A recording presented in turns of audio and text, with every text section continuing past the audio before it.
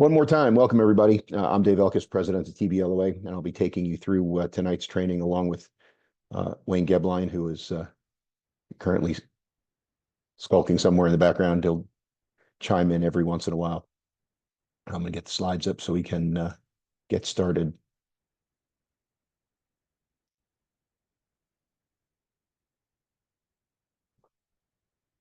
Can everybody see slides? Cool. Just a couple of quick announcements before we get started. A reminder for TBLOA members, our in-person meeting is Sunday at 11 at Hilton Garden Inn in Temple Terrace. Please go into Arbiter on your schedule tab. Make sure that your filter is set to all and accept the invitation to the meeting if you plan to attend so that we have enough food for everybody. Guys from South Gulf, if you want to make the drive all the way up, by all means, you're welcome, but it's a hell of a schlep just for pizza. So that's 11 o'clock. If you are assigned to one of the events we have going on Sunday, of course, you are excused from the meeting. Please, if you can't make the meeting, please drop me a line and let me know.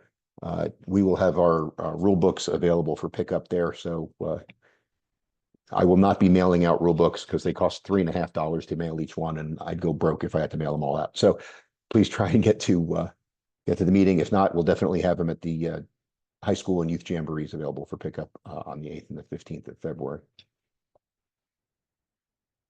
Okay. And without much further ado, let's jump on in here so that we can get you guys out at a reasonable hour tonight. Tonight we're going to talk about play of the game. So basically, we're just going to plow through Rule 4.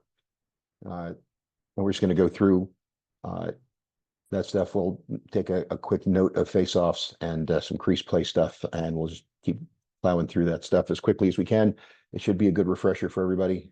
Reminder, everybody who is on the training committee but apparently has other commitments this evening. So we're going to jump in. Pre-game coin toss, right? That's where Rule 4 starts. So referee, you're going to speak to captains. And how are we going to do that? Umpire, you're going to get the home team. Field judge, you're going to go collect the captains from the visiting team. And we're going to bring them out to midfield and meet the referee for the coin toss. So umpire is going to take the home team and they're going to face the table. Field judge is going to bring the visiting captains out and they're going to face away from the table. Some referees like to look at the clock. Some referees like to look away from the clock. Whichever your R chooses to do is entirely up to him. Joe Garcia pointed out to me that South Gulf has their own in-person event on Saturday from 9 to noon. Food, shirts, and rule books are being handed out, so you guys already should know about that. Well, thank you, Joe. Well, once everybody's assembled and referee introduces the crew and has the captains introduce themselves, talk about any special ground rules that we have in case the field is a little wonky or we got multiple lines on the field. Want to make sure everybody knows which colored lines we're playing. Right? He's going to show a coin to each captain, and he's going to ask the visitors to select heads or tails before he flips the coin. The umpire will repeat the selection out loud. Toss a coin. Catch it. Don't let it hit the ground. Don't flip it over. The team that wins the toss gets their choice of alternate possession or goal to defend. And then if the team chooses alternate possession, then the other team gets to choose goal to defend. Have the teams line up facing the goal they're going to attack, basically with their backs to the goal that they're defending, and indicate to the stands. Make sure the captains go back to their benches and remind them that they're to be ready when they're called out for the lineup. Dave, a little small note on the coin tosses. When the captains come out, I always ask, if I'm the R, I ask the speaking captains to stand next to me. Excellent point. Thank you. When you tell the teams we tell the captains, when you come out, make sure that your goalkeeper is lined up with their left shoulder to the goal that they're defending, so that we're lined up properly when we do the lineup.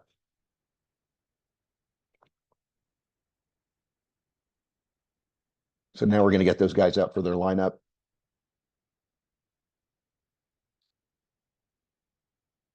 Goalie with the left shoulder to the goal that they're defending.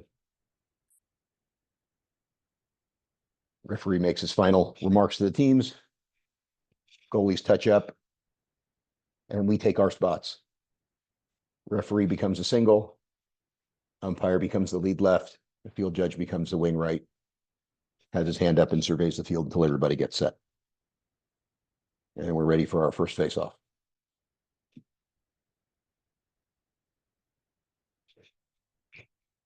All right, so we're not changing anything about the face-off this year. So face-off mechanics are going to be exactly the same as they have been. You put the ball on the ground. You tell them to go down together, line up top to stop. You can adjust the guys how you want to. Make sure that everybody's lined up top to stop. Say set, blow the whistle. So once we have a face-off, we execute our face-off into two-man, right? We're doing our youth league tournaments. And the ball goes to the face-off official side of the field. We move this way.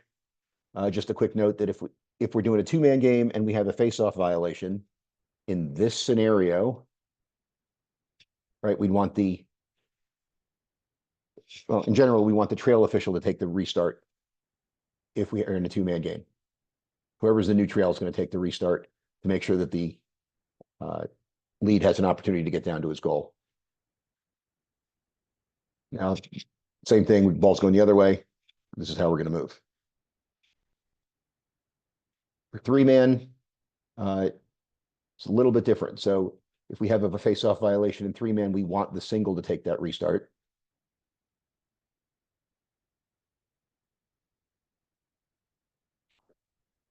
Right, this way, if there's a quick restart pending, if the face-off guy is the guy who's going to take the ball and he wants to go, he can just pick it up and go. If the face-off guy starts running off the field, in high school, you guys can talk. If you want trail to take it, you can point to him, let him take it. That's fine. But remember, they have to pick up the ball within 5 seconds, and we should be chopping 5 seconds.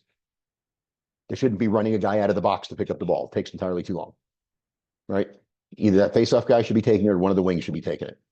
We got to get the game going. Now, I'm going to show some simple mechanics here, how we should be moving generally. So if we have a face-off and the ball is going to the lead left side, right, and we have a long clear, right, we're going to get to our usual spots where we're spaced out. Across the field, single's got the cone. They run it in, ball crosses. Trail gets to the back side of the pylon. The cone over here by the substitution area to make sure all the subs are good before he comes and settles in. Everybody get that? One more time. The ball is ultimately going to the lead left. Now we got a slow break. So instead of the single going to the cone, he's just going to get downfield. Ball's already in the offensive half. He's just going to go. Again, we have trail getting to the back side of the substitution area before he comes in and settles in. Now, if the ball's going the other way, over to the wing side, right? Face off, pass it around a little bit. Single's getting over to the cone. We're not sure that they're going to clear. Now it looks very certain that they're going to clear. Wing gets down to, becomes the lead, gets down to the GLE. Single settles in at the top of the crease. Trail has the backside of the substitution area until the subs are finished. And he comes in. Now here's the slow break. Now single doesn't have the opportunity to get to the cone. He's just got to get in. Wing's going straight down. Trail is still cleaning up the subs before he comes in. Now we have a special case where we have short time left in a period, I will tell my helper, don't help. Get out here, because it's much more important that you have the opportunity to get to the goal. So take the extra 20 yards, set up like a double wing, right? Which gives us the wing official an opportunity to get to his goal and the helper an opportunity to get to his goal, whichever way the ball goes in the late stages of a period. Special case, I recommend that mechanic anytime you have less than 15 seconds left in a period. I think we have to be able to trust our partner to be able to conduct a face-off by himself when necessary. And this is one of those cases where we just can't have the helper in there because we have to make sure that somebody's covering that net in a short time situation. All right, so we have some definitions we want to go over. What is possession? This comes up a lot, but Rule 4.5 goes into it in some detail. It's the ability, you have to, in order to have possession of the ball, you have to have the ability to carry, cradle, pass, or shoot. If you can't do any one of those four things, you do not have possession. And so a loose ball is defined as the ball not in a player's possession, ball in the air, ball rolling on the ground, right? We also have a definition of a shot, any that is a ball propelled toward the goal, whether from across, whether it's kicked or it's otherwise directed. It can be punched, it can be elbowed, it can be headed, I guess, if somebody's really into soccer. And the last definition in 4.5 that we really want to pay attention to is the airborne player definition. He is where he was is the basic premise. So if you are in the air, you are where you were last in touch with the ground. So guys running shots out on the end line and jump up in the air to dive, they don't get the credit for their airspace until they touch the ground again. So they are where they left the ground until they touch the ground again. If the ball's already out of bounds, then just because they leapt doesn't help them. They're better off just running than diving. Similarly, you can leap from inbounds and get rid of the ball before you hit out of bounds. You're still in bounds. You can save a ball that way too. Do we have any questions about these? I'm not seeing anything in the chat, so we're going to move on. What do we do when the ball is stuck in a cross? Right, it's an immediate whistle for withholding, right? And we're going to give it to the opposite team. If the ball is stuck in somebody's equipment, it's an immediate whistle, and we go to AP. Unless the ball is stuck in the goalie's equipment in the crease, and then we're going to give it to the defense to restart in the crease. They changed the definition of a goal scored last year slightly. Well, actually, they didn't change the definition. They just changed one of the ARs. So the problem was one of the ARs conflicted with the definition.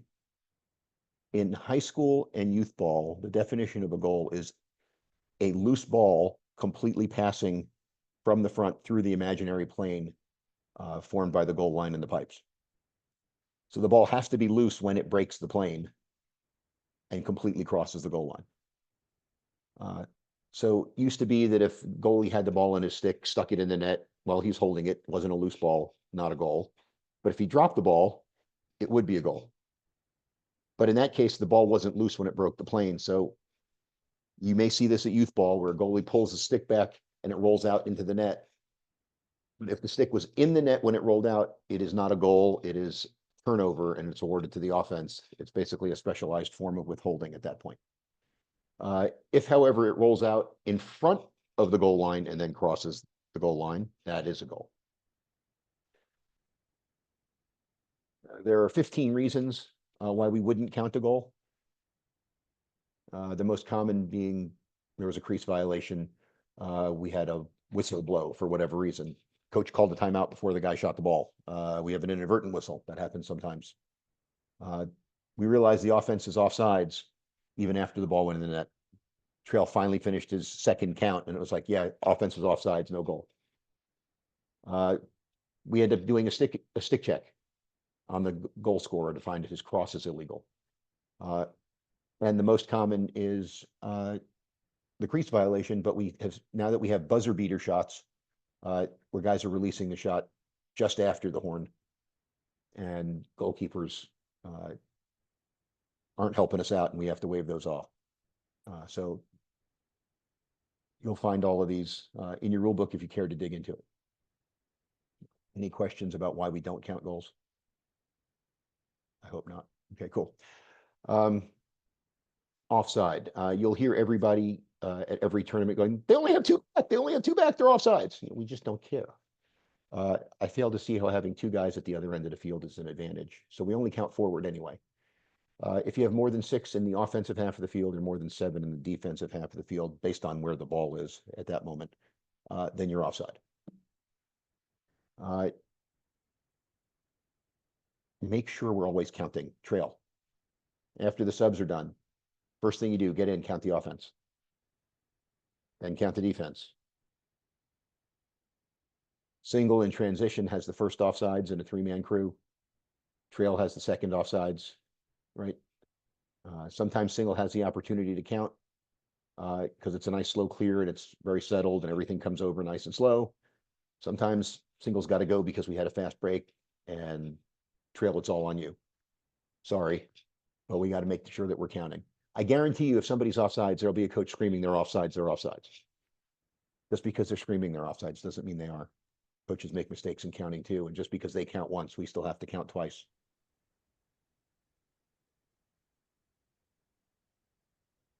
All right, advancement counts is next. Everybody doing high school games, well, any level from U12 and up, needs to have a 20-second timer. And it has to have a working battery. Dave, Have can to we go timer back by to the counting absolutely, Wade. offsides?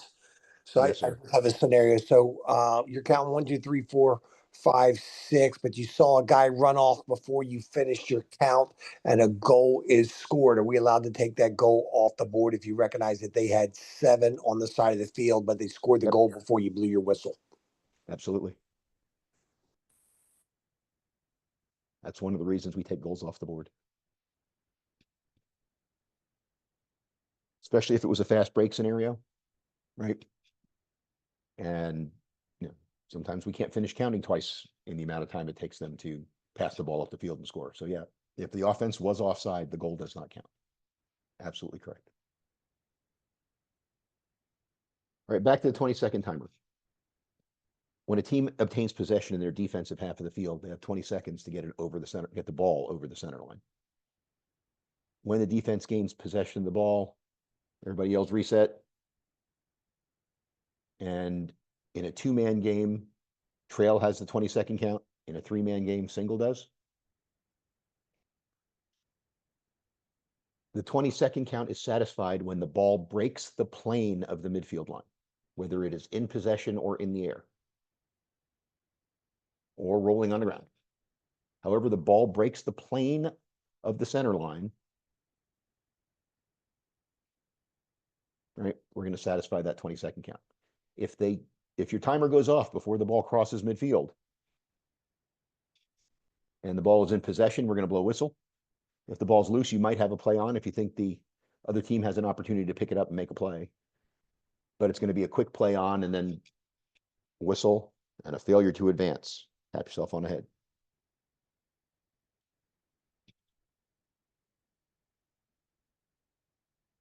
Now we have a second advancement count, is the 10-second count. 10-second count does not begin until a team has possession of the ball in their offensive half of the field. So we don't start a 10 count if the ball is loose, either in the air, rolling, whatever. If the ball is loose, we don't start a 10-second count. If the offense has never had possession in the offensive half of the field, we can't have a touch in the box and satisfy a count that hasn't begun yet. So if they Gilman the ball from one end of the field to the other, ball crosses midfield 20 feet in the air, 20-second count is satisfied. The first thing the ball hits is inside the box.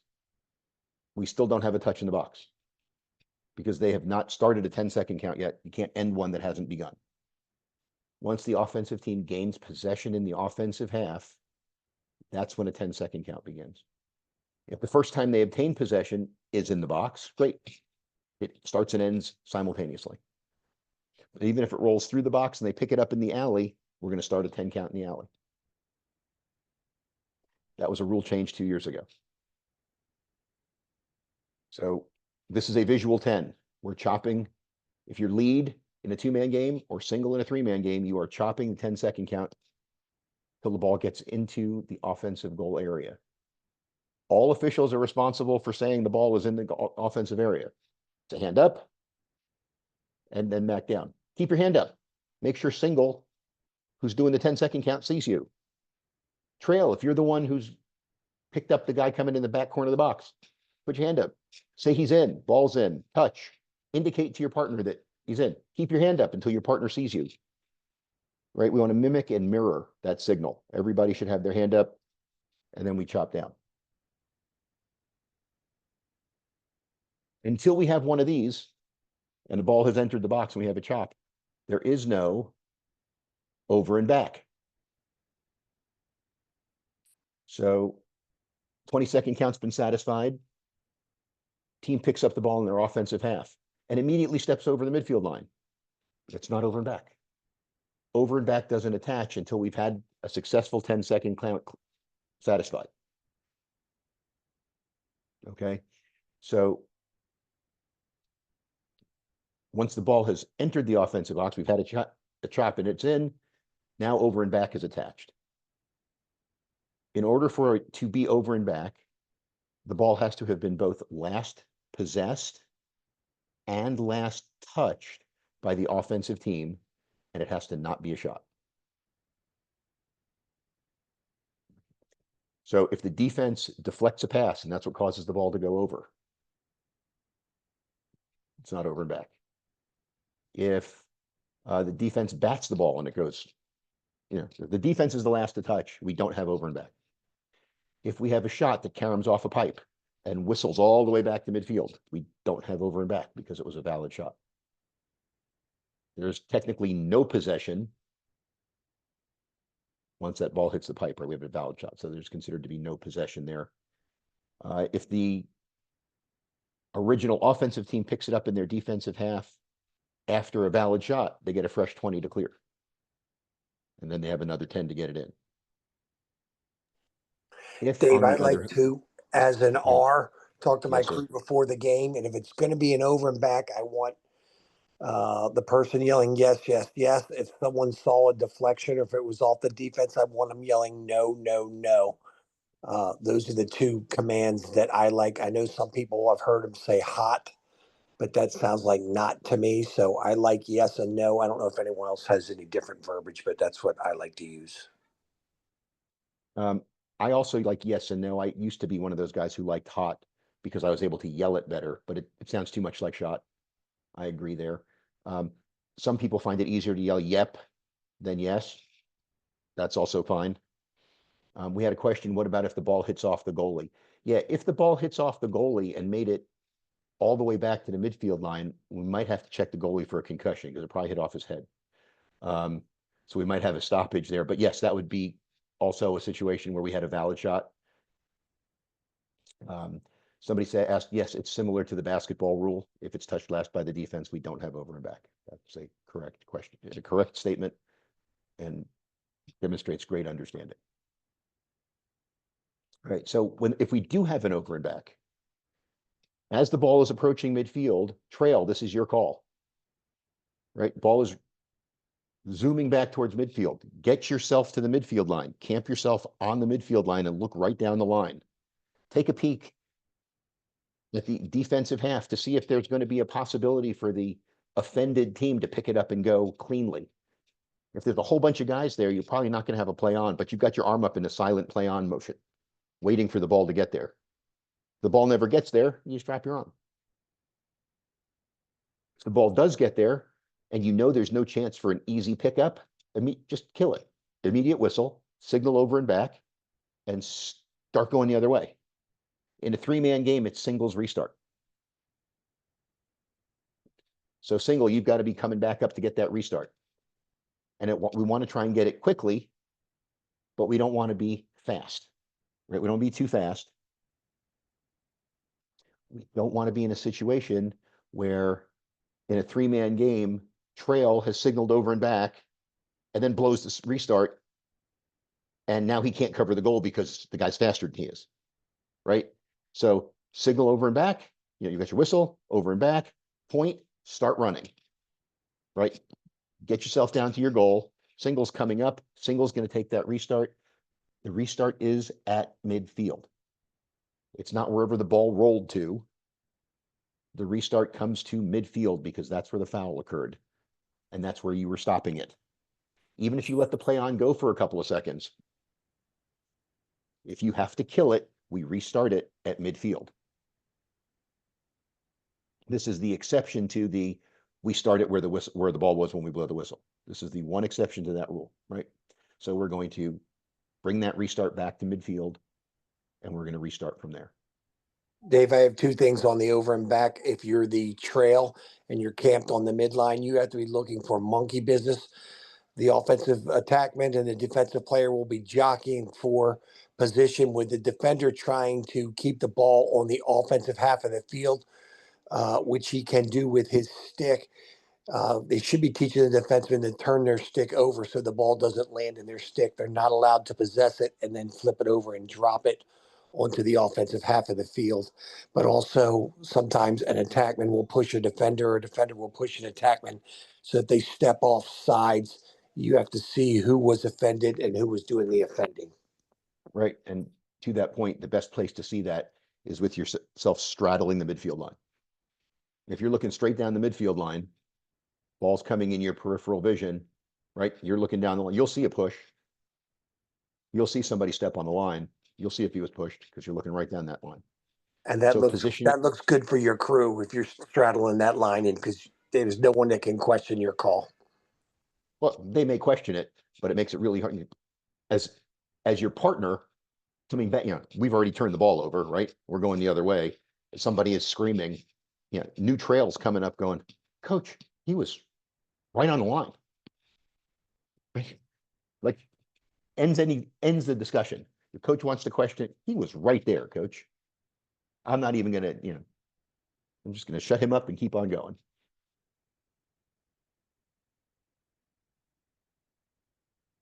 I have a question. Repeat about where the restart is on an over and back. If you have an over and back violation, the restart is at midfield.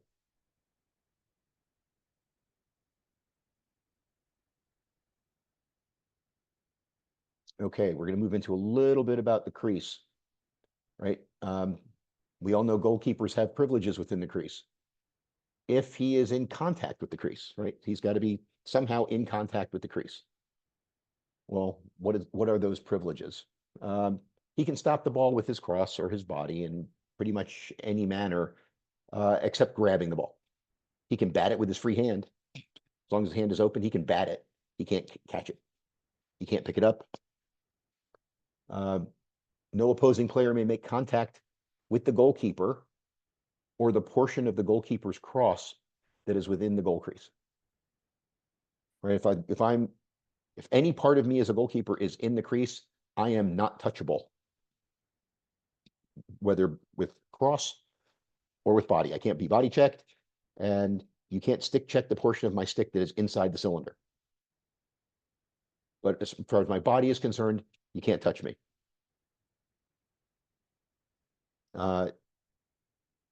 If my portion of my stick is outside that cylinder because I'm trying to play a loose ball, that portion of my cross, which is outside the cylinder of the crease, may be checked. Goalkeeper can receive a pass while he's in the crease. Any member of the defensive team can receive a pass if they're in the crease. But no player in possession of the ball may carry it into the crease. You can pass it into the crease. You can drop it in the crease, but you can't carry the ball into the crease. If a non-goalkeeper has possession of the ball in the crease, he is subject to being checked. I still can't go in the crease, but I can check a defenseman who has possession of the ball in the crease.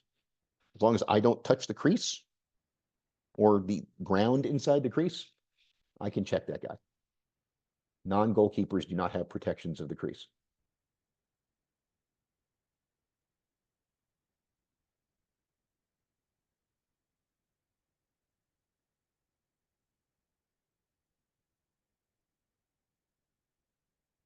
Okay, and we're talking about goal crease prohibitions next. We talked about offensive players may not enter the crease at any time while the ball is live. They can reach their stick into the crease to play a loose ball, but they can't contact the goalie or the goalkeeper stick or the pipes. If a member of the defensive team has possession in the crease, the goalkeeper or any member of the defense, they can't have possession in the crease for more than 4 seconds. This is always the new trail's count, right? You were lead, your new trail, defenseman, any member of the defensive team, usually the goalie has possession. You've got a 4-second count. Should be a very slow 4 seconds, more like 5.5 seconds. Let the goalie get out of there. If the goalie doesn't get out of there, then we have to call a 4-second. It should be closer to 5.5 seconds, 6 seconds before we call it generally. From an actual mechanics perspective, the rule is 4, but make it a slow 4 count, especially in the youth game.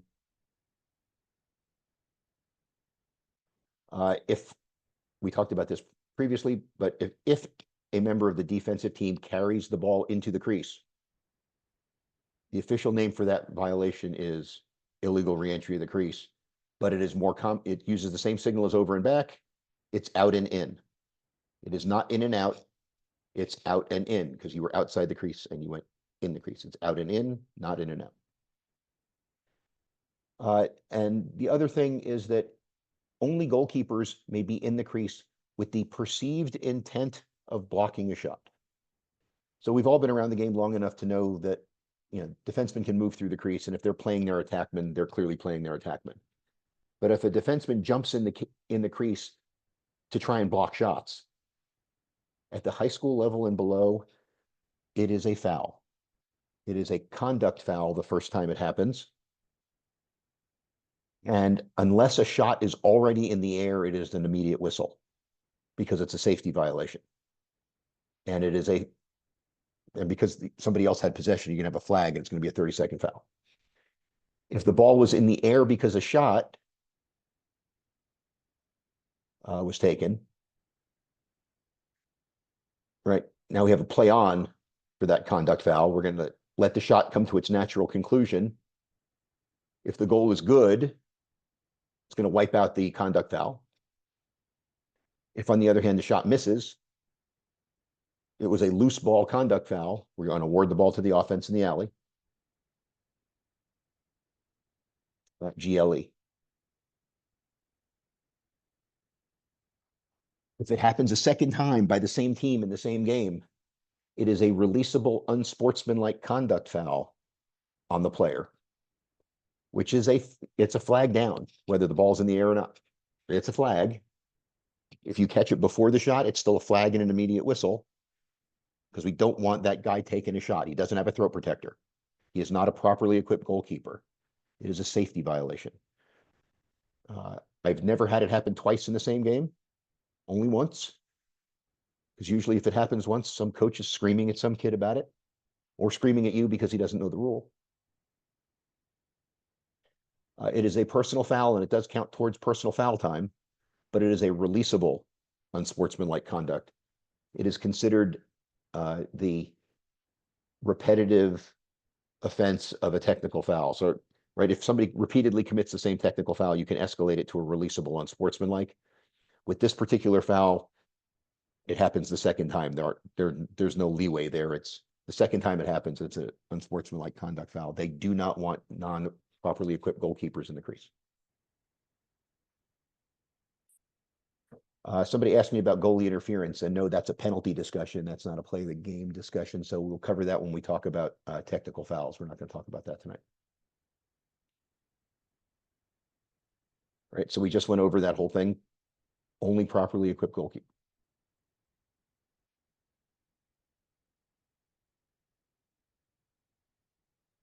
So I got a little ahead of myself, but we got it anyway.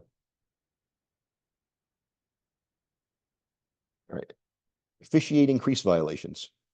All right. We point to the crease, yell crease, and we turn the ball over. Oops, sorry.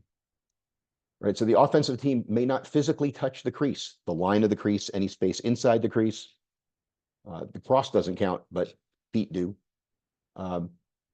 Gloved hand, which is usually, wrapped around the stick, which is usually part of the stick, is considered to be part of the body when it comes to being in contact with a boundary. So if gloved hand touches the crease line, it's a crease violation, right? The offense can't touch the goal and they can't dive into the crease. But from officiating it, if a player is moving towards you at the crease, you're watching feet to see if his feet touch the crease. If he's moving away from you, you're watching his back. Is he being pushed? Is he being cross-checked?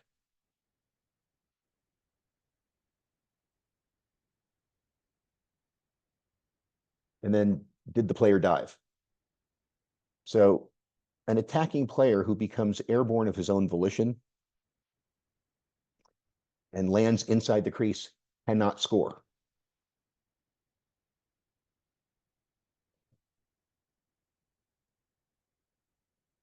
So it doesn't matter how he ends up in the crease, whether he gets there because that's just the path he took, because he gets illegally pushed, because he gets legally pushed, because he gets illegally cross-checked. If he jumped in the air and lands in the crease anyway, anyhow, there is no goal. You may have a foul that you have to adjudicate, but there cannot be a goal if he leaves his feet and ends up in the crease. Any questions about that?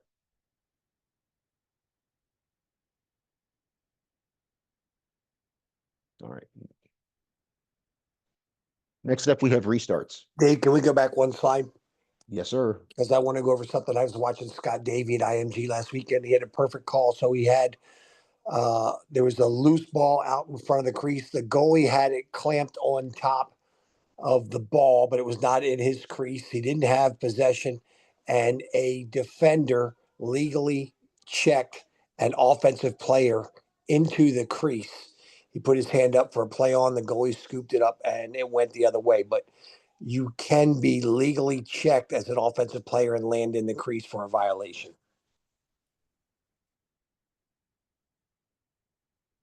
Absolutely true.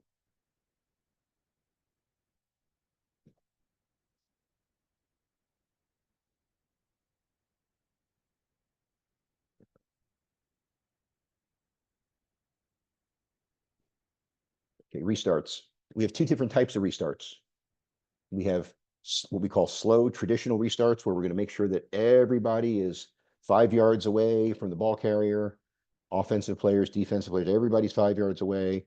We're going to make sure everybody's set. We're checking with our partners to make sure everybody's pointing. 100% of the time, we're checking everybody's pointing,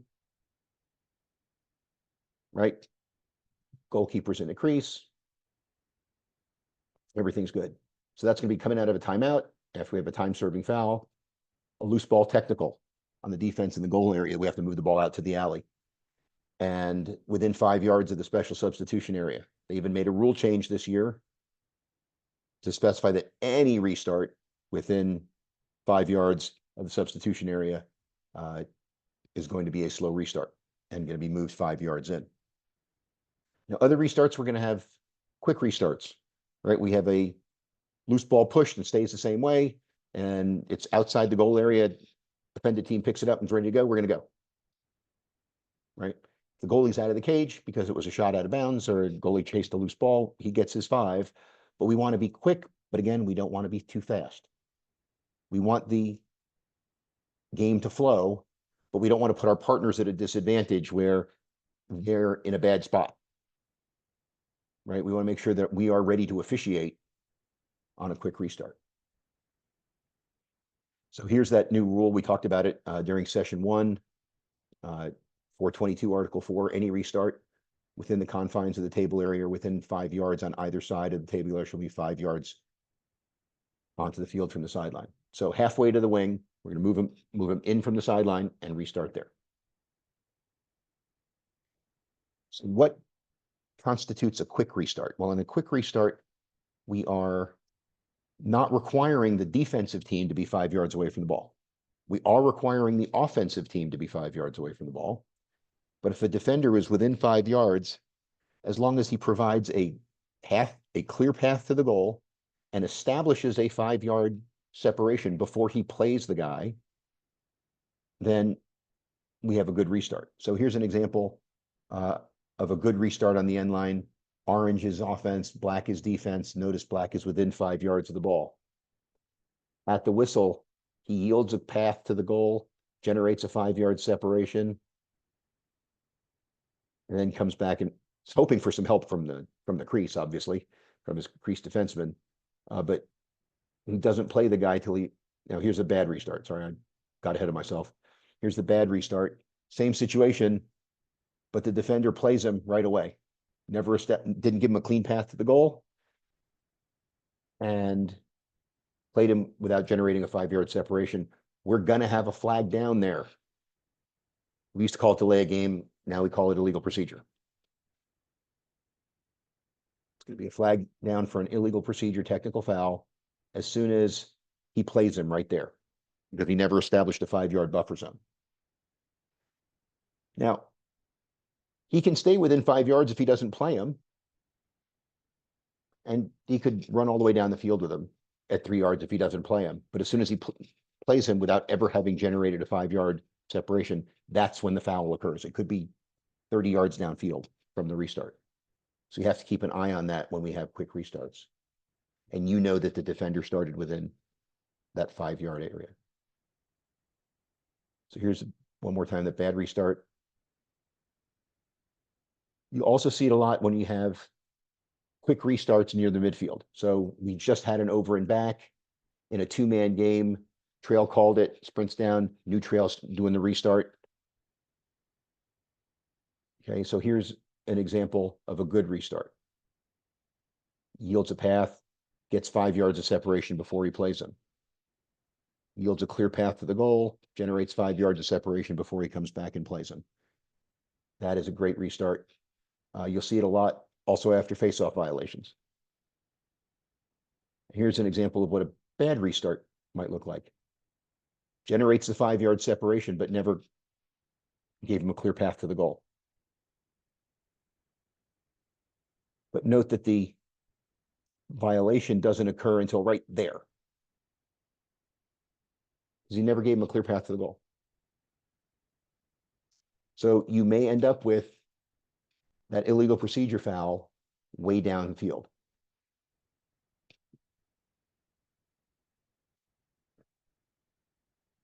Usually you don't get coaches screaming about it 30 yards down the field unless they play him.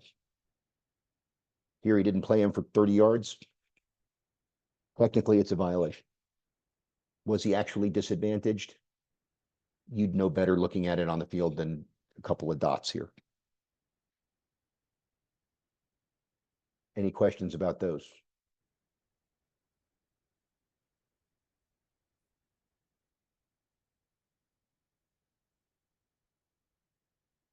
All right, moving on. Officials timeout for injury, right? So if a player is injured in a scrimmage area, and the scrimmage area actually has a definition this year, 5 yards, it's a 5 yard circle around the ball. If the ball is loose and there's a scrum, it's 5 yards around the scrum. So if a player is at risk of further injury, even if he's outside the scrimmage area, we want to stop that.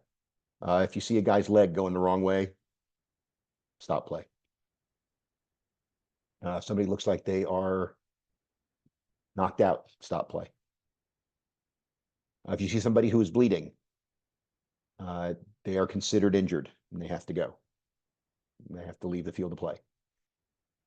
If somebody is down way behind the play and not at risk of further injury, we don't stop play. We keep going until their team obtains possession and they're not in the middle of a scoring opportunity. In general, we want to make sure somebody has the ball when we stop play for an injury, if possible. Sometimes you can't, right? Somebody's down in the scrimmage area and the ball's loose. That's unfortunate, but sometimes you have to do it. In that situation, we're going to go to alternate possession when we restart.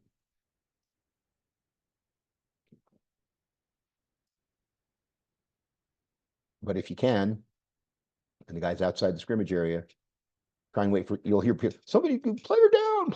Oh, yeah, that's great. We see it, we know. You can even have a play on signal up that you know it's coming. You can let your partners know you see it, right? You've got something, you're waiting for somebody to pick up the ball. But again, that's a silent play on until somebody picks up the ball and then kill it. We also have timeouts for loss of equipment. So if any player, including the ball carrier in a scrimmage area, loses a piece of required equipment, not their stick, but required equipment, it is an immediate kill. Right? That's an immediate kill. The team that has possession keeps it. If the ball is loose in the crease, it goes to the defense. Otherwise, we're going to use AP if the ball is loose. Guy is going to the goal and loses his shoe as he's shooting. Did he lose his shoe before he shot the ball? It's an immediate kill. Shot doesn't count.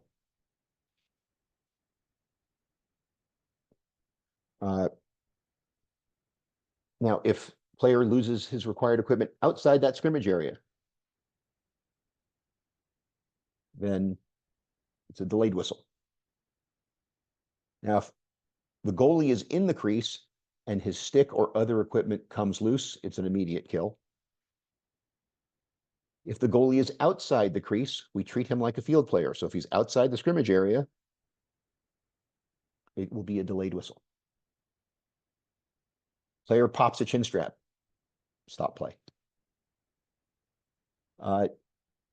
Something that was added since these slides were done, if a player loses their helmet comes off during play, that is an immediate whistle, regardless of where on the field it is, where they are in the field. If a player's helmet comes off, whether they're in a scrimmage area or not, it is an immediate whistle. The team that had possession of the ball will keep it. The player who lost their helmet must leave the field as an injured player, which means they're not eligible to return until the next dead ball. So they can't be saved with a timeout. So if I take a timeout, can I put him back in? No. However, once you restart play, if they're the ones with possession of the ball, then they could then call a timeout to have that be the dead ball. If it's a defensive team, then no, they can't. If it's the offensive team, they can wait for a restart, call timeout, not use their timeout, basically just use it as a possession stop. So that's actually significant. If, and this is a new AR with the new helmet rule, if a player intentionally takes off their helmet to stop a fast break, just like if a goalie pulls the goal over to prevent the team from scoring, it's a 3-minute unsportsmanlike conduct foul. So player takes off their helmet because they're beat, and their guy's going one-on-one with the goalie, so he pops his helmet off to try and stop play. You stop play, and you give him a 3-minute foul for his trouble.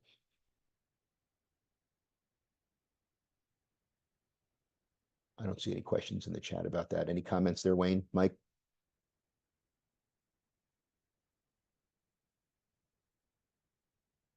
Okay, moving on.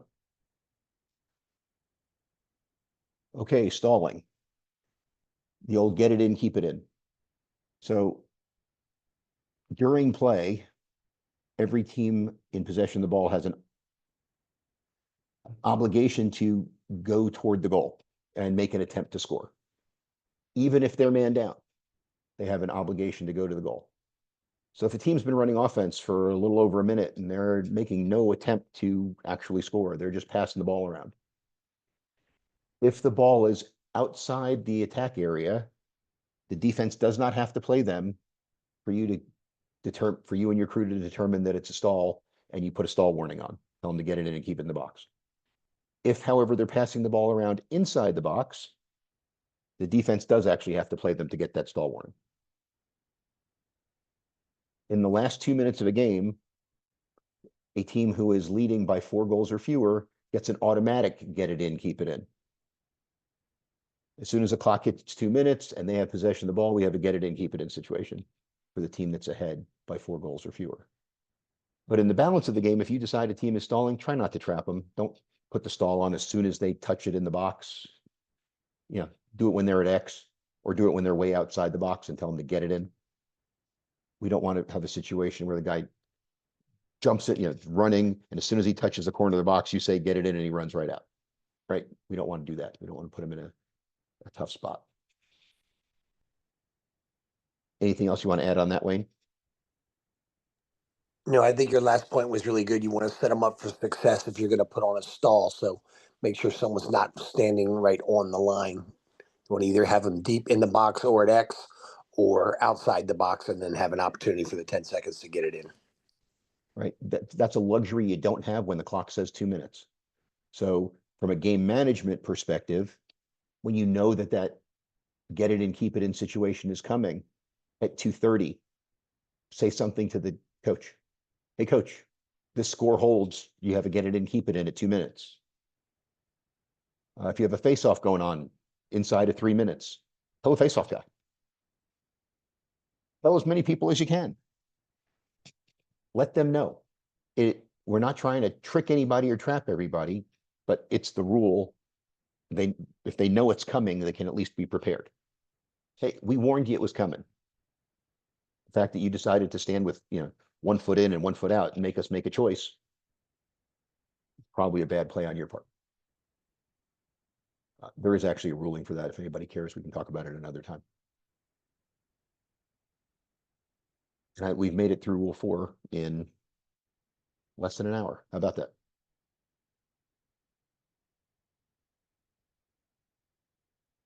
I'm going to open up the floor for comment here. Dave, real quick, there were a couple Yes, people sir. on the call that just have iPhone as their name, and they need to switch that to be able to get credit for attendance. Thank you. So yes, if you do not have your full name, first name, last name on your Zoom ID, please change it so that we can give you credit for attending today. Thank you, Wayne.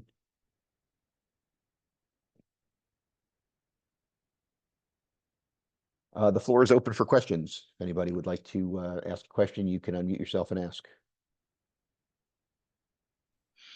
Yeah, I have a question. I missed the 10-second count. I know you said the 20-second count, they have to get it over half. Correct. What was the 10-second count for? Once you obtain possession in your offensive half, you have 10 seconds to get the ball into the attack area. Into the goal. Okay, so that would be offensive box. like not the alleys. Not the alleys, correct. Below restraining and inside the alleys, correct. Okay.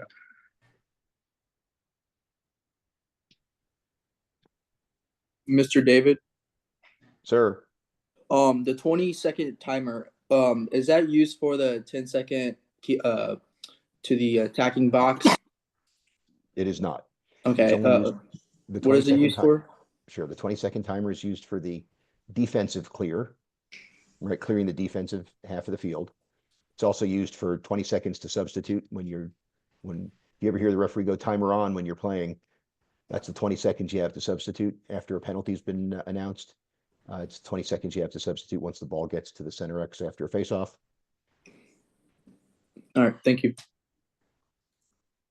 So I'm new to the association. I'm coming from Broward County. Regarding the 22nd on a 3-man, who do you want taking the 22nd count? Do you want it being the single side, or do you want it to be the trail? 100% of the time in a 3-man game, single has the counts, except for the 4. I got a question on the over and back. Does it matter if the defenseman gooses the ball back on when it's onside? Does it matter what side of the stick he does it with? No. As long as he's just batting it, it doesn't matter what side of the stick he does it with. If it stays in his stick long enough for him to carry, cradle, pass, or shoot, then he has possessed it. If it just pops in and out of his stick, he really just batted it and never had possession, that's legal. So it doesn't matter what side. Correct. Are you going to go over what's needed equipment-wise for the first day? We went over that in session 1. Okay. That recording is available on our YouTube channel. Thank you. You go to youtube.com/@TBLaxRefs. That session is up there. I'm going to stop the recording.